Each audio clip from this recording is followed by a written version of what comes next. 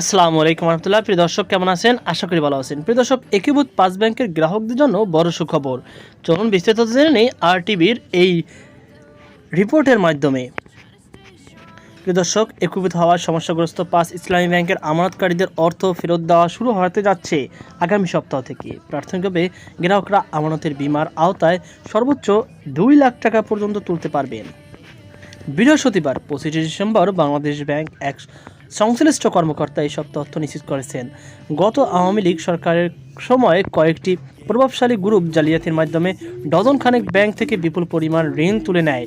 এসব অনিয়ম ও ঋণ কেলেঙ্কারির চাপে ব্যাংকগুলো ধীরে ধীরে গভীর সংকটে পড়ে। এর মধ্যে সংকটে থাকা 5টি ব্যাংক একত্রিত করে সম্মিলিত ইসলামী ব্যাংক গঠনের অনুমতি দেয় কেন্দ্রীয় ব্যাংক। ব্যাংকগুলো হলো সোশ্যাল ইসলামী ব্যাংক, ফার্স্ট সিকিউরিটি ইসলামী ব্যাংক, গ্লোবাল ইসলামী ব্যাংক, ইউনিয়ন ব্যাংক। নাম প্রকাশ না করার শর্তে বাংলাদেশ ব্যাংকের এক কর্মকর্তা জানান, আমানত ফেরত দেওয়ার প্রক্রিয়ায় জটিলতা দূর করা হয়েছে। এর ফলে আগামী সপ্তাহে অর্থাৎ সোমবার অথবা মঙ্গলবার থেকে ব্যাংকগুলো টাকা দেওয়া শুরু করবে বলে আশা করা হচ্ছে। এর অর্থ আমানত বীমার আওতায় দেওয়া হবে।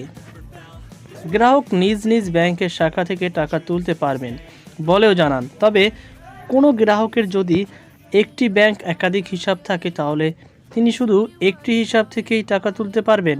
আর যদি কারো একাধিক ব্যাংক হিসাব থাকে তাহলে প্রতিটি ব্যাংক থেকে নির্ধারিত পরিমাণ টাকা উত্তোলন করার সুযোগ পাবেন।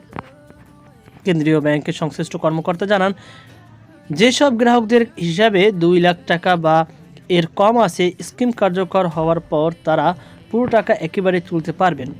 আর যাদের হিসাবে 2 লাখ টাকার বেশি রয়েছে তারা প্রতি 3 মাস অন্তর সর্বোচ্চ 1 লাখ টাকা করে 2 বছর পর্যন্ত তুলতে পারবেন। তবে 60 বছরের বেশি বয়সী গ্রাহক অথবা ক্যান্সার বা জটিল রোগে আক্রান্ত আমানতকারীদের জন্য এই সীমা শিথিল রাখা হয়েছে। তারা প্রয়োজন অনুযায়ী যে কোনো পরিমাণ টাকা তুলতে পারবেন। সম্মিলিত ইসলামী ব্যাংক পিএলসি নামক নতুন ব্যাংকটির প্রধান কার্যালয় রাজধানীর সেনা কল্যাণ ভবনে স্থাপন করা হয়েছে। ব্যাংকটির পরিশোধিত মূলধন নির্ধারণ করা হয়েছে 35,000 কোটি টাকা। এর মধ্যে সরকার দিচ্ছে 20,000 কোটি টাকা, আমানতকারীদের শেয়ার থেকে আসবে বাকি 15,000 কোটি টাকা। অনুমোদিত মূলধন রাখা হয়েছে 40,000 কোটি টাকা।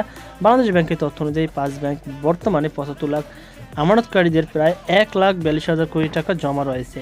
বিপরীতে ঋণ রয়েছে 1,93,000 কোটি টাকা, যা বড় অংশ ইতিমধ্যে খেলাপি হয়ে পড়েছে। সারা দেশে এসব ব্যাংকের 760টি শাখা, 698টি উপশাখা, 511টি এজেন্ট ব্যাংকিং আউটলেট এবং 975টি এটিএম বুথ রয়েছে। একীভূত হওয়ার পর একই এলাকায় একাধিক শাখা মিলে একটি বা দুটি করা হবে।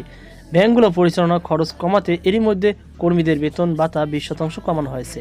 তো প্রিয় দর্শক, এই ছিল আমাদের সর্বশেষ আপডেট। সকল আল্লাহ হাফেজ।